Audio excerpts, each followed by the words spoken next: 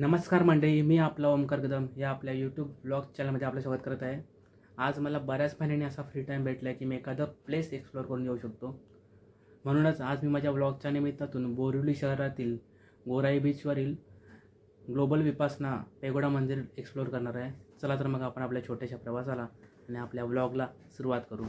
नमस्कार मंडळी, भांडूप ते बोरिवली असा छोटासा प्रवास करत मी बोरिवली रेल्वे स्टेशनला पोहोचलो आहे. आता बोरिवली रेल्वे स्टेशनवरून आपल्याला बोरिवली वेस्टला जायचं आहे आणि बोरिवली वेस्टवरून बस पकडून गोराई खाडीसाठी AC 247 आणि 294 ही बस आहे. तर चला आपण आता बस पकडू आणि गोराई खाडीला जाऊ. मी आता येऊन पोचलो आहे गोराई खाडीला. बोरिवली स्टेशनवरून 247 नंबरची बस पकडून मी गोराई ग्रीक स्टॉपला उतरलो आणि मग तिथून पुढे थोडं 5 मिनटं चालत आल्यावरती आपल्याला तिकीट काउंटर मिळतं फेरीबोटसाठी. तिकीटची प्राईस आहे 100 रुपये. ते आपण तिकीट घेतलेले आहे आणि आता आपण जात आहोत फेरीबोटसाठी. आपली फेरीबोट आलेली आहे आणि फेरीबोटमधून प्रवास करण्याचा हा माझा पहिलाच अनुभव आहे. फक्त 10 मिनटाच्या प्रवासामध्ये आपण पोहोचू पेगोडाला आणि नंतर मग आपण पूर्ण पेगोडा एक्सप्लोर करू.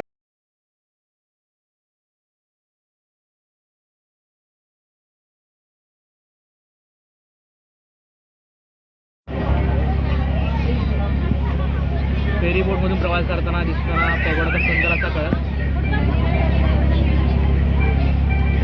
आणि त्या पेगोड्याच्या कळसाचं पाण्यामध्ये उमटलेलं प्रतिबिंब. खरंच खूप सुंदर असं हे दृश्य आहे. पेगोडाचा एंट्रन्स पूर्वीचा पूर्ण परिसर आहे. पेगोडाला एंट्रन्स करण्यापूर्वीचा पूर्ण परिसर. तुम्ही हा जो समोर रस्ता पाहताय ना, तो पेगोडा टेम्पलच्या दिशेने जाणारा प्रमुख रस्ता आहे. आपण देखील या रस्त्याने आतमध्ये प्रवेश करू. पुढे आल्यावर छोटंसं हॉटेल लागतं. इथे नाश्त्याची आणि जेवणाची उत्तम सोय आहे. थोडं महागडं आहे पण वेळेला आणि पोटाला आधार आहे. ह्याच रस्त्याने पुढे जाताना आपल्याला असा फील येतो की आपण एखाद्या कोकणातील गावातल्या रस्त्याने फेरफटका मारतो आहे. एका बाजूला कृत्रिम तलाव आहे तर दुसऱ्या बाजूला मंदिरांच्या घंटांचा येणारा मधुर आवाज. खरंच मन प्रसन्न होऊन जातं.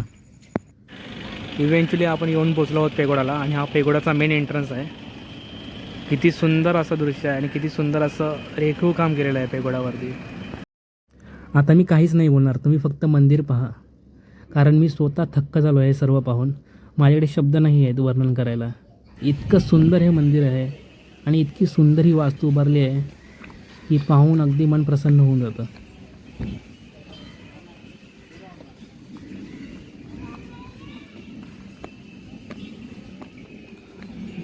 हा जो तुम्हाला पेगोडाचा कळस दिसतोय तो आपल्याला मगाशी फेरी बोटमधून दिसत होता. आता आपण मंदिराच्या प्रमुख भागाजवळ म्हणजेच घुमटाजवळ आलो आहे. तुम्ही पाहू शकता हे जगातील सर्वात मोठं खांब नसलेलं मंदिर आहे जे बुद्ध आणि त्यांच्या शिकवणीला समर्पित आहे. तुम्ही जेव्हा मंदिराच्या आजूबाजूला फिरत असता तेव्हा तुम्हाला अनेक बुद्ध जीवनशैलीशी निगडीत चिन्हे इथे पाहायला मिळतात.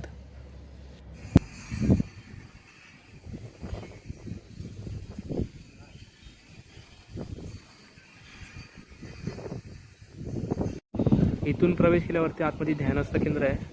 आतील गाभाऱ्याच्या भागात ध्यान साधना केली जाते. एकाच वेळी 8000 साधक इथे ध्यानधारणा करू शकतात एवढी या हॉलची क्षमता आहे. आणि इथे येणाऱ्या प्रत्येक पर्यटकाला काही मिनिटे का होईना इथले स्वयंसेवक ध्यानधारणा करण्याची संधी देत असतात. आता इथे बाहेर आल्यावर तुम्ही पाहू शकता बुद्ध जीवनशैलीशी निगडीत धम्मचक्र परिवर्तनाचं चिन्ह इथे आपल्याला पाहायला मिळतं. त्यानंतर मागच्या बाजूला आकाशदेवी आकाशदेवता यांच्या प्रतिकृती आपल्याला इथे पाहायला मिळतात. हे पेगोडा मंदिर जितकं सुंदर आहे तितके सुंदर सुविचार आताच्या भाषेत म्हणायचं झालं तर कोट्स तुम्हाला इथे वाचायला मिळतात.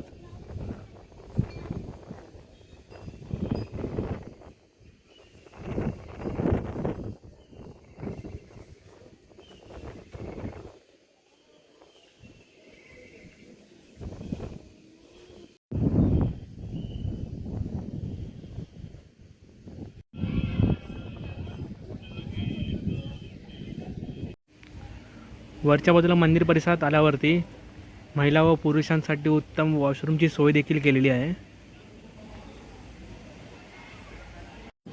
हा मंदिराचा मधला टप्पा आहे. मला वाटतं ह्याचा एक मार्ग घुमटाच्या आतमध्ये जात असावा. आणि हा मंदिराचा बाहेरचा परिसर अतिशय सुंदर परिसर आहे आणि इथली बहुतांश वीज मला वाटतं ह्या सोलर पॅनलवर चालत असावी. तुम्ही बघू शकता मंदिर किती सुंदर आहे. एक आपली सोन्याची जेजुरी आहे, दुसरी सोन्याची लंका आहे, त्यानंतर मला वाटतं हा सोन्याचा पेगोडा असावा. इतकं सुंदर मंदिर आहे. विपश्यना ध्यान पद्धतीचे जगप्रसिद्ध भारतीय आचार्य श्री सत्यनारायण गोयंका आणि इलायची देवी गोयंका यांचं स्मारक इथे उभारण्यात आलं आहे. खूप सुंदर असं हे स्मारक आहे. संपूर्ण मंदिराच्या सभोवताली गार्डन उभारण्यात आलं आहे. या गार्डनमध्ये अनेक प्रतिकृती इथे उभारण्यात आल्या आहे. जसं की तुम्ही आता पाहू शकता, इथे जलदेवताची प्रतिकृती उभारण्यात आली आहे. आणि इथे जरा पुढे आल्यावरती तुम्ही पाहू शकता अशोक स्तंभ आणि अशोक चक्र याची प्रतिकृती या गार्डनमध्ये उभारण्यात आली आहे. मी तुम्हाला थोडं झूम करून दाखवतो म्हणजे तुम्हाला पाहता येईल.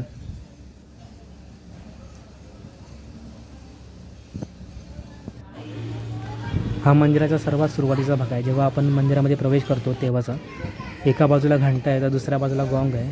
गॉंग म्हणजे आपण मोठा टोल बोलू शकतो त्याला. आणि इथे जी घंटा आहे त्या घंटेचा जेव्हा नाद होतो तेव्हा तो नाद अक्षरशः घुमत असतो आणि त्याचा नाद इतका असतो की तो नाद आपल्याला संपूर्ण मंदिराच्या परिसरात ऐकायला येतो. अगदी हळुवारपणे जरी आपण त्या घंटेचा नाद केला तरी त्या घंटेचा नाद आपल्याला संपूर्ण परिसरात ऐकायला येत असतो. पेगोडा मंदिराच्या सभोवताली असणारी सुंदर अशी ग्रीनरी गार्डन.